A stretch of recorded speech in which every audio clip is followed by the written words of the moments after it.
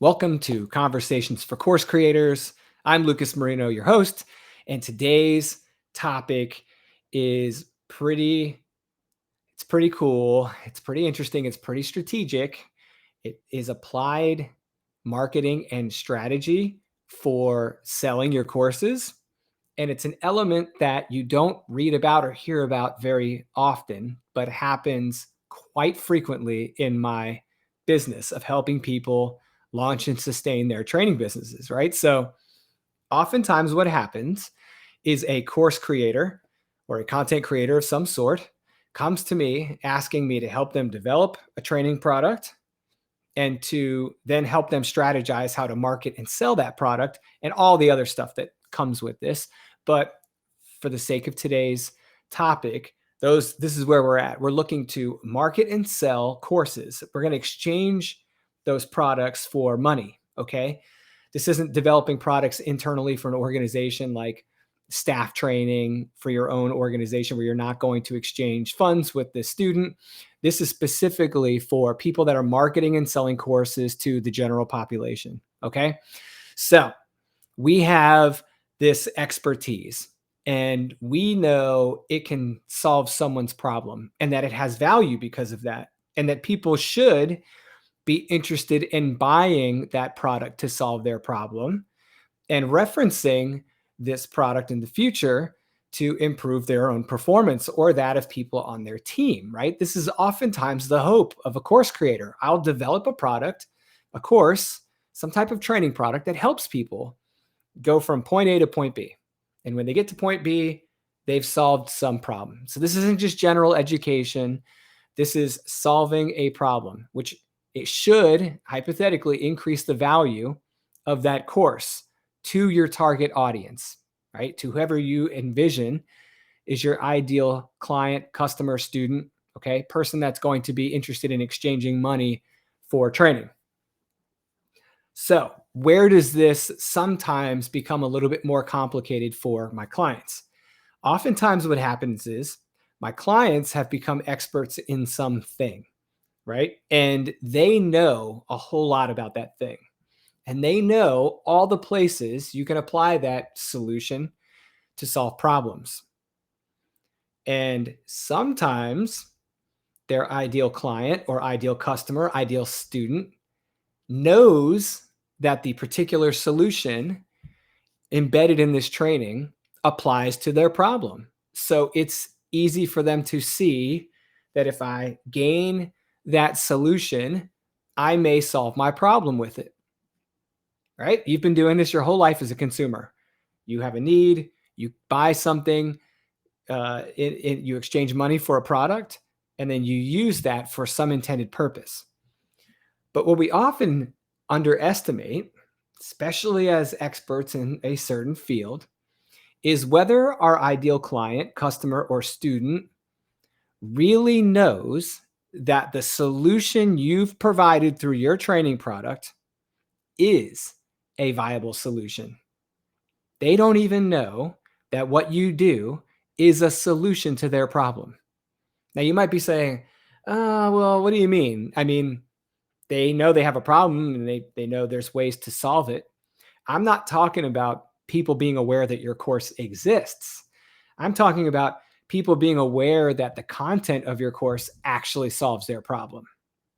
So let me give you an example to help drive a little bit more clarity into this if you haven't experienced this. When I first started my training company, East Partnership, 4 years ago, I was a subject matter expert and am a subject matter expert in certain types of analysis for design and sustainment engineering.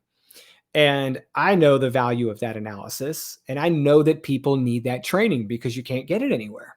So I developed a course to provide that training. And then I developed another course to provide training on another analysis of equal importance to people in this field. But then I made a very simple mistake. I thought, well, if it's so good here, it's definitely going to be good in this other industry.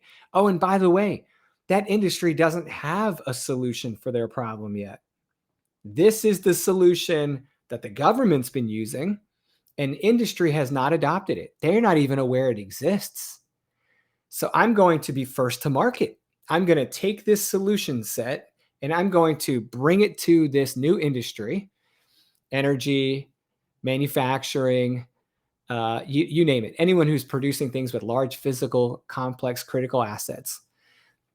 They can take these analyses and it can really help them save a lot of money over the life cycle of this asset if they get good at this analysis. There's super value there. But the problem was when I would approach people and say, hey, do you have this problem? They would say, yes, of course we have that problem. Everyone has that problem in our industry. And I'd say, you're right. Yes. I sell courses that can help you solve that problem.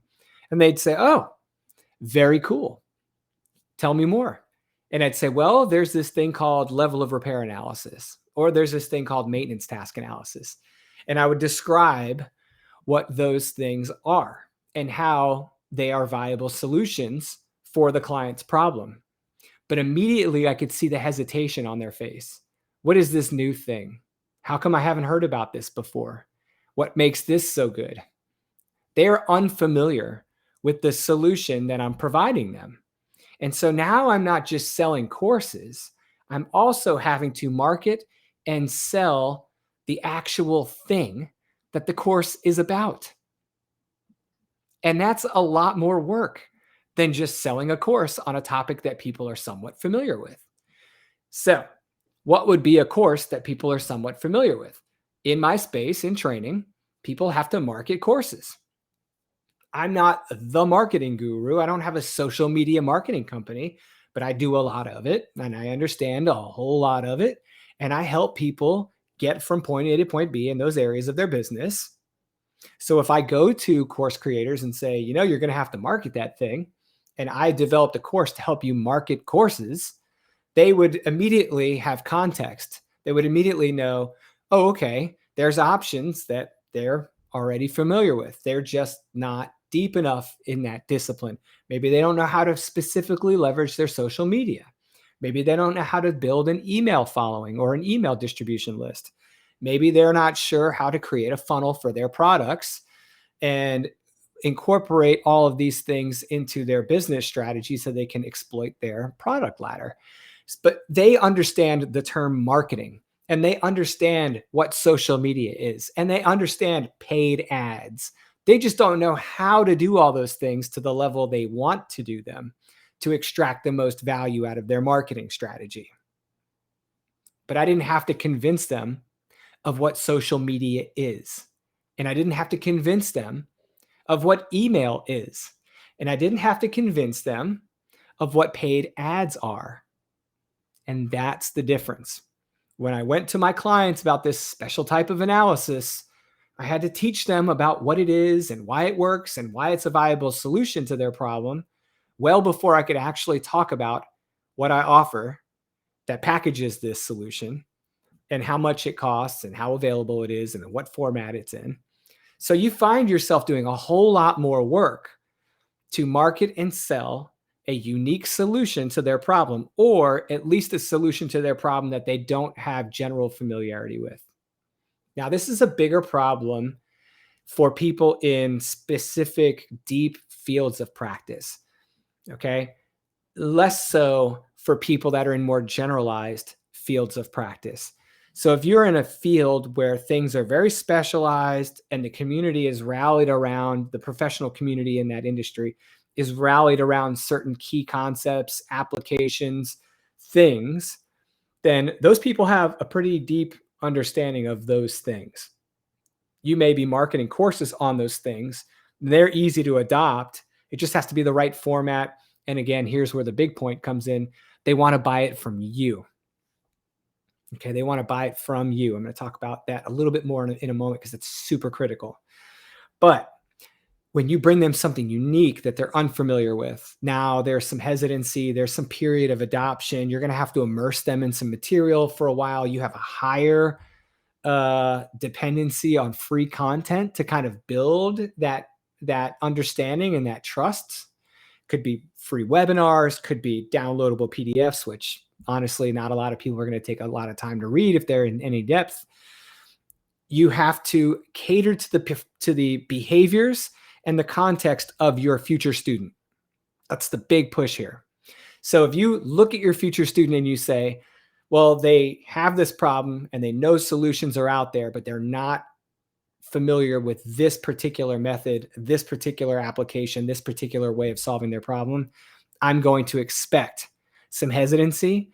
I'm going to need to invest a little bit more time and energy in developing that trust factor in the solution, not just in the packaging and in the person, right? It's not just about whether I'm the right person to provide them with the training, but is this the right solution to my problem? Because I'm not familiar with it.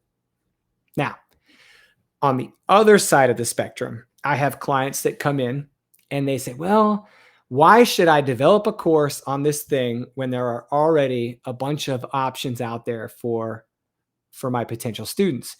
I'm not going to develop a course in that. They can get that same training in 4 or 5 other places. Yes, they can. But that is not the end of this thought. Do they prefer to get it from you? That is always my question for a client. And if not, why not? Why not you? Why not you? Why should they not buy this same product from you? How many pizza delivery services are there out there? How many soft drink companies, water companies, energy drinks, car manufacturers? You name it, pick an industry. How many competitors are there in those spaces? Yes, you will have competition. Yes, you will have to develop a loyal following, but it is absolutely normal for that to happen. It's not abnormal. And a lot of people stop before they even get started because, well, that thing's already out there. What they're doing is they're thinking about it too restricted, too narrowly.